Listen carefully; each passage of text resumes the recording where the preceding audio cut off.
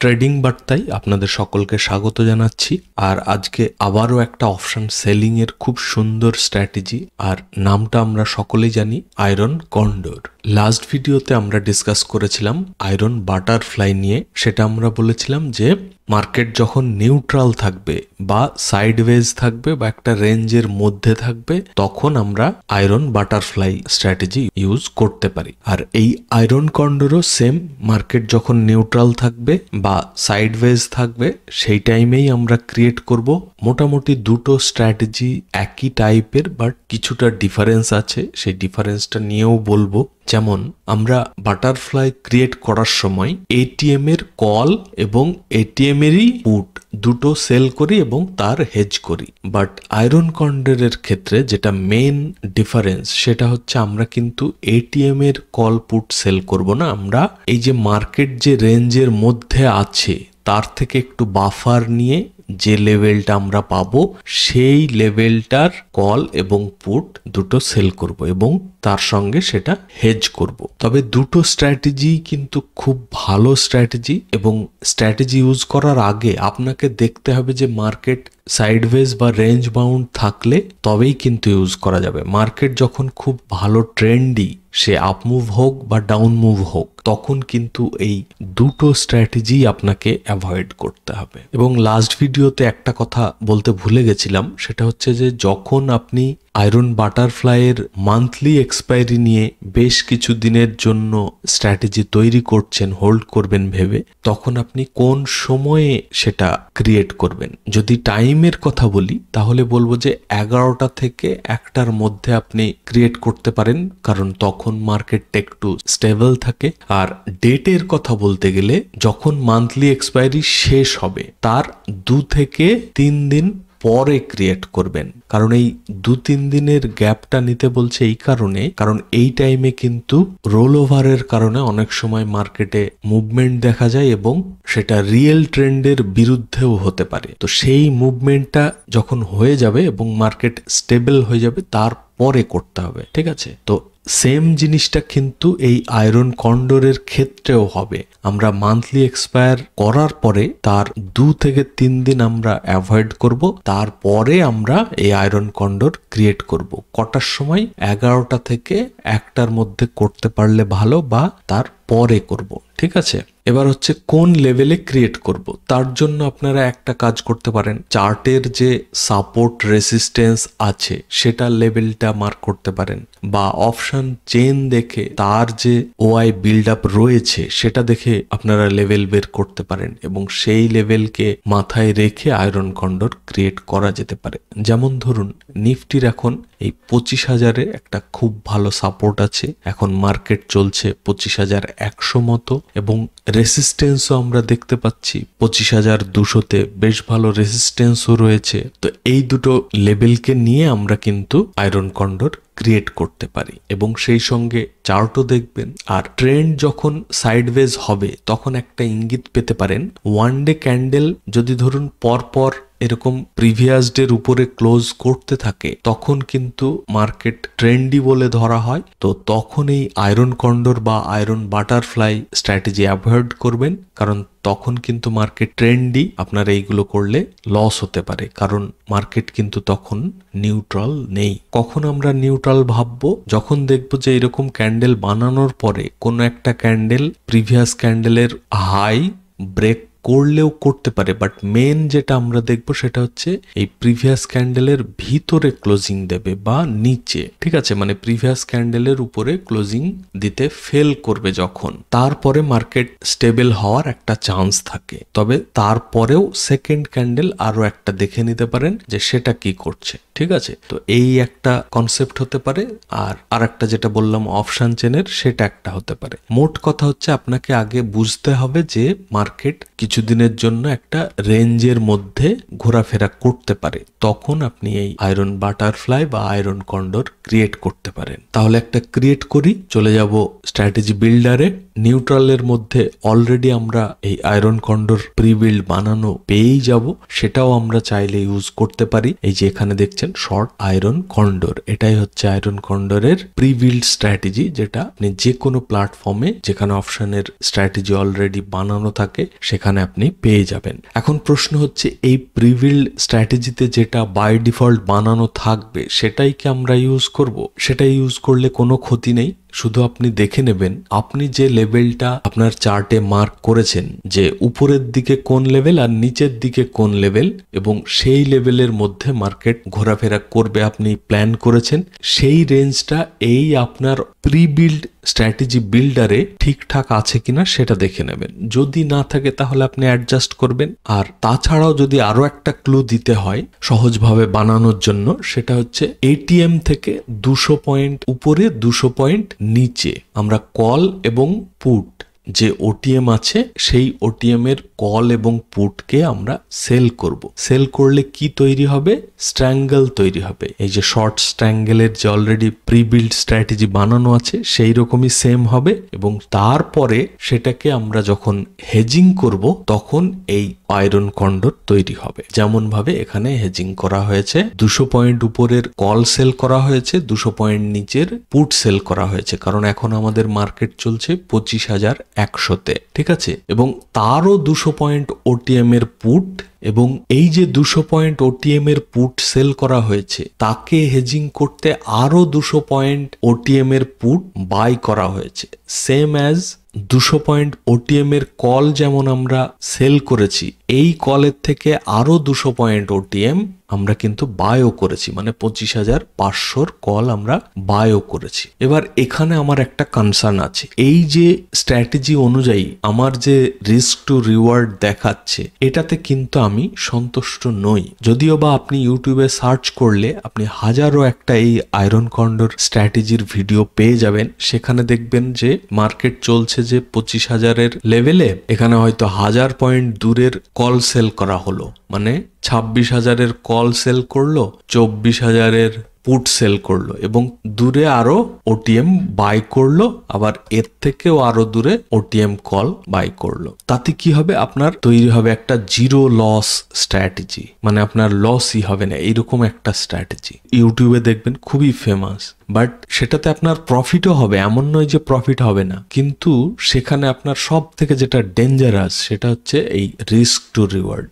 সেখানে আপনার লস হয়তো দেখাবে 30,000 কি 40,000 কি 50,000, আর প্রফিট দেখাবে হয়তো 2,000, 1,000 কি 3,000। এই রিস্ক টু রিওয়ার্ড নিয়ে যদি অপশন সেলিং করেন তাহলে কিন্তু আপনার জন্য খুবই ডেঞ্জারাস একটা সিচুয়েশন ক্রিয়েট হতে পারে। কেন বলছি? এখানে অনেকের কনফিউশন হতে পারে যে একবার আমি বলছি যে এটা নো লস স্ট্র্যাটেজি বা জিরো লস স্ট্র্যাটেজি, কোনো লসের চান্সই নেই, কারণ মার্কেট আছে 25,000-এ, 26,000-এ যেতে এর অবস্থা খারাপ হয়ে যাবে, 24,000-এ যেতেও এর অবস্থা খারাপ হয়ে যাবে, তাহলে তো সত্যিই লসের চান্স খুবই কম। যদিও বা এটা সত্যি, তবুও আপনি দেখুন আপনার 1 মাস হোল্ড করলে তবে গিয়ে হয়তো 2,000 টাকা আপনার প্রফিট হবে, পুরো 1 মাস, মানে এক্সপায়ারি পর্যন্ত হোল্ড করলে তবেই, কারণ আপনার সেখানে প্রিমিয়াম হয়তো এখানে 85 টাকা আছে, সেখানে হয়তো থাকবে 10 টাকা কি 12 টাকা কি তারও কম, আর এইগুলো হয়তো 1 টাকা 2 টাকা। এবার এই 1,000 টাকা করে প্রতি মাসে দেখা গেল আপনি প্রফিট করছেন, বাট আলটিমেটলি বছরের শেষে আপনার পিএনএল এ দেখবেন মাইনাস হয়তো 200% কি 300%। কেন বলছি? কারণ তখন এই স্ট্র্যাটেজিটা এইরকম অনেক দূর পর্যন্ত আপনি নিচ্ছেন, সেখানে প্রফিটের চান্স আপনার হিউজ। এইখানে যেমন পিওপি 60% দেখাচ্ছে, তখন আপনার দেখাবে 90%, 95%, মানে আপনার লসের চান্সই নেই। কিন্তু বছরে যদি একদিন লস হয় আপনার, তাহলেই কিন্তু আপনার সর্বনাশ হয়ে যাবে। আপনি চাইলেও সেখান থেকে এক্সিট করে বেরোতে পারবেন না, কারণ কি আপনার তো মাথার মধ্যে সেই লেভেলের কনফিডেন্স রয়েছে যে আপনার লস হতেই পারে না, হিউজ একটা কনফিডেন্স আপনার। যখন ওয়ারের কোনো নিউজ আসবে বা যে কোনো একটা নিউজের জন্য যখন হিউজ একটা মুভমেন্ট এসে 1000 পয়েন্ট 1,500 পয়েন্ট যখন মুভমেন্ট দিয়ে আপনার যে লসটা করাবে, আপনি এখানে কি করেছিলেন? 1,000 টাকা করে বা 2,000 করে আপনি যে প্রফিট করেছিলেন, যদি 11 মাসও প্রফিট করেন তাহলে 2000 করেও যদি আপনি প্রফিট করেন, 11 মাস যদি আপনি প্রফিট করেন, তাহলে কত করছেন?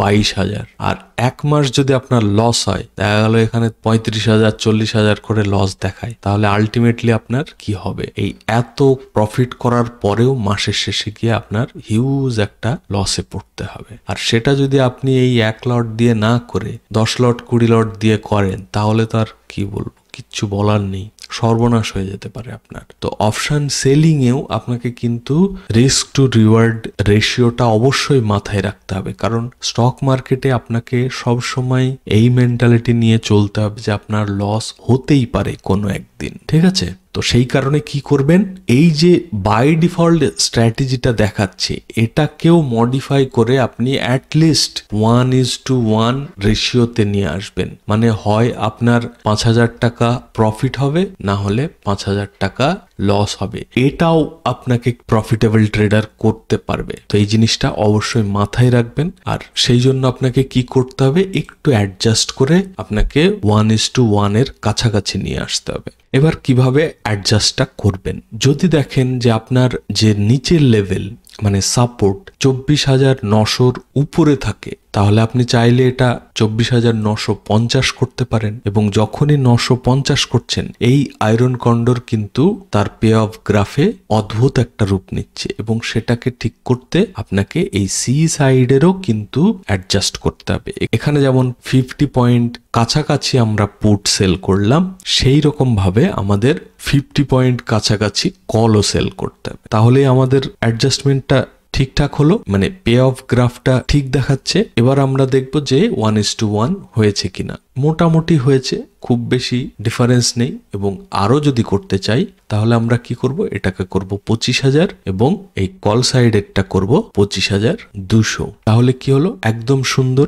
এটাই আমি বলতে চাইছিলাম যে যদি আমার প্রফিট এবং লস অ্যাটলিস্ট 1:1 এর কাছাকাছি থাকে, তবেও কিন্তু চলবে। একদম এক্স্যাক্ট হয়তো হবে না, বাট এখানে জাস্ট 1000 টাকা আপনার বেশি লস হতে পারে। তো এই রকম যখন গ্রাফ তৈরি হবে, সেটাকে নিয়ে আপনি ভাবতে পারেন। এবার দেখা গেল যে আপনার এই সাপোর্ট 25,000 এর নিচে, মানে 24,900, তখন আপনি এটাকে 24,900ই করলেন। তাহলে ওটা 24,900 করলে 200 পয়েন্ট, যেহেতু আমরা পুট ওটিএম সেল করেছি, তাহলে আমরা 200 পয়েন্ট কলের ওটিএম সেল করতে বাধ্য। তখন আমরা কি করব, এই যে লেগগুলো বাই করেছি, মানে হেজিং এর লেগগুলোকে আমরা একটু কাছাকাছি নিয়ে আসব। তাহলে আমাদের রিস্ক টু রিওয়ার্ড অনেকটা ম্যানেজ হয়ে যাবে। দরকার হলে 50 পয়েন্টের জায়গায় 100 পয়েন্ট করে আমরা কাছাকাছি নিয়ে আসব। এবার দেখুন 3,490, মানে মোটামুটি 3,500 মতো এখানে প্রফিট হতে পারে, জাস্ট 9 টাকা কম। আর ম্যাক্স লস কত, 4,000, মানে 500 টাকার ডিফারেন্স। এটা মেনে নেওয়া যায়। তো মেন বক্তব্য হচ্ছে আপনি চেষ্টা করবেন 1:1 এর প্রফিট লস নিয়ে একটা আয়রন কন্ডর তৈরি করতে, এবং সেটা যেন আপনার সাপোর্ট রেসিস্টেন্স বা ওয়াই বিল্ড আপের উপর বেস করে হয়, ঠিক আছে? তো এই রেঞ্জের মধ্যে যখন আপনার থাকবে, তখন কিন্তু আপনি ভালো প্রফিট করতে পারবেন। যখনই এই কর্নার থেকে আপনার বেরোবে, তখনই কিন্তু ধীরে ধীরে লস দেখাতে শুরু করবে। এবং এমন নয় যে আপনার লস বেড়েই যাবে, আপনার ম্যাক্সিমাম লস কিন্তু এটাই হবে, ঠিক আছে? তো এটাই হচ্ছে এই আয়রন কন্ডরের সব থেকে ভালো জিনিস, যে আপনার ম্যাক্সিমাম লস হচ্ছে ফিক্সড।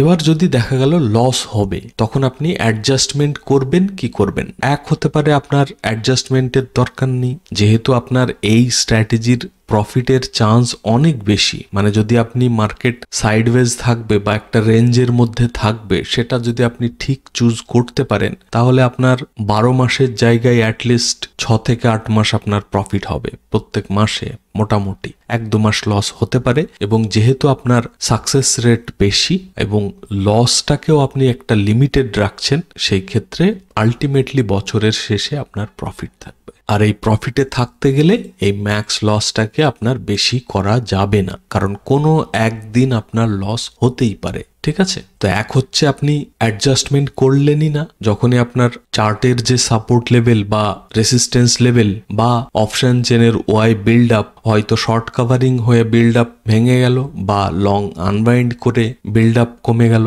তখন একটা হিউজ মুভমেন্ট আসতে পারে। তো সেই ক্ষেত্রে আপনি যদি এই অল্প লসে বেরিয়ে যেতে চান তাহলে অ্যাডজাস্টমেন্টের আর দরকারই নেই। আর যদি অ্যাডজাস্টমেন্ট করতে চান তাহলে কিভাবে অ্যাডজাস্টমেন্ট করবেন, সিম্পল ভাবে বলবো, কোনো ক্রিটিক্যাল কিছু নয়, যে কেউ অ্যাডজাস্টমেন্ট করতে পারবেন। অ্যাডজাস্টমেন্টের জন্য দুটো জিনিস আপনাকে মাথায় রাখতে হবে। এক নম্বর হচ্ছে শর্ট কাভারিং বা লং আনওয়াইন্ডিং হচ্ছে কিনা, ওয়াই ভেঙে যাচ্ছে কিনা, বা আপনার সাপোর্ট রেসিস্টেন্স ভেঙে গেছে কিনা, এবং যাওয়ার পরে আপনার যে পে অফ গ্রাফে এই যে লেগের বাইরে যখন যাবে তখন আপনাকে অ্যাডজাস্টমেন্ট করতে হবে। কিভাবে করবেন? একদম সিম্পল ভাবে আমরা যে প্রিভিয়াস ভিডিওতে ডিসকাস করেছিলাম আয়রন বাটারফ্লাই, এই এক সাইডকে ভেঙে আপনাকে তৈরি করতে হবে আয়রন বাটারফ্লাই। তার জন্য কিচ্ছু নয়, যে সাইডটা আপনার প্রফিটে থাকবে সেই সাইডটাকে, সাপোজ ধরুন এই লেগটা আপনার প্রফিট দেখাচ্ছে, কি করবেন? এই লেগটাকে এক্সিট করে আপনি এই যে লেগটা আছে সেম লেগের, যদি এটা কল সেল করা থাকে তাহলে আপনি পুট সেল করলেন এবং তার একটা হেজিং বাই করে নিলেন এবং দেখতে হয়ে যাবে এক্স্যাক্ট আয়রন বাটারফ্লাই এর মতো। মানে এই আয়রন কন্ডোরটাকে কনভার্ট করে আপনি আয়রন বাটারফ্লাই করে নেবেন। আর আয়রন বাটারফ্লাই কিভাবে তৈরি হয়? একই স্ট্রাইক প্রাইসের কল এবং পুট দুটোকে আমরা সেল করি। তো সেম ভাবে যে লেগটা আপনার এই আয়রন কন্ডোরের প্রফিটে থাকবে সেটাকে এক্সিট করে আপনাকে তার একটা স্ট্রাইক প্রাইস আপনি সেল করবেন আর তাকে হেজ করে একটা বাই করবেন এবং আয়রন বাটারফ্লাই তৈরি হয়ে যাবে। এবং তাতে কি হবে? আয়রন বাটারফ্লাই হয়ে এইখানে যতক্ষণ থাকবে আপনার আবার প্রফিট দেখাবে। এবার দেখা গেল এক্সপায়ারি হয়তো আরো দেরি আছে এবং এই আয়রন বাটারফ্লাইও যখন আপনার লস দেখাতে থাকবে তখন তার সঙ্গে আরো একটা সেলিং সাইডের লেগ আপনাকে অ্যাড করতে হবে। এক্স্যাক্টলি প্রিভিয়াস ভিডিওতে যেমন বলেছিলাম, আয়রন বাটারফ্লাই যখন লস দেখাবে তখন আমরা কি করছিলাম, যে যখন মার্কেট সাপোজ ফল করে গেল অনেকটা, তখন আমরা কি করছিলাম, এক্সট্রা আর একটা সিই সেল করছিলাম যাতে সেই লসটা রিকভার হয়ে আমরা প্রফিটে কনভার্ট হয়ে যাই। ঠিক আছে? তো প্রিভিয়াস ভিডিওটা যদি আপনারা না দেখে থাকেন এই আয়রন বাটারফ্লাইয়ের, সেটা অবশ্যই দেখে নেবেন, কারণ এই আয়রন কন্ডোরের অ্যাডজাস্টমেন্ট কিন্তু আলটিমেটলি আয়রন বাটারফ্লাইয়ের অ্যাডজাস্টমেন্টের মতোই, একদম এক্স্যাক্ট সেম। শুধু এখানে এক্সিট করে আমরা এখানে অ্যাড করে দিচ্ছি, দিয়ে আয়রন বাটারফ্লাই বানাচ্ছি এবং আয়রন বাটারফ্লাইয়ে যেমন ভাবে আমরা অ্যাডজাস্টমেন্ট করেছি এক্স্যাক্ট তখন এটাকেও সেম ভাবে আমরা অ্যাডজাস্টমেন্ট করব। আর প্লিজ ভিডিওটাকে লাইক করবেন, চ্যানেল যদি এখনো সাবস্ক্রাইব করে না থাকেন অবশ্যই সাবস্ক্রাইব করে নেবেন। আর এই ভিডিওটা এখানেই শেষ করব। নেক্সট ভিডিও কোন টপিকের উপরে দেখতে চান, অপশন সেলিং হলে কোন স্ট্র্যাটেজি নিয়ে ডিসকাশন চান বা তার অ্যাডজাস্টমেন্ট নিয়ে ডিসকাশন চান সেটা অবশ্যই জানাবেন, বা অন্য কোনো টপিক হলেও সেটা জানাবেন। আপনারা সকলে ভালো থাকবেন। Thank you, bye by.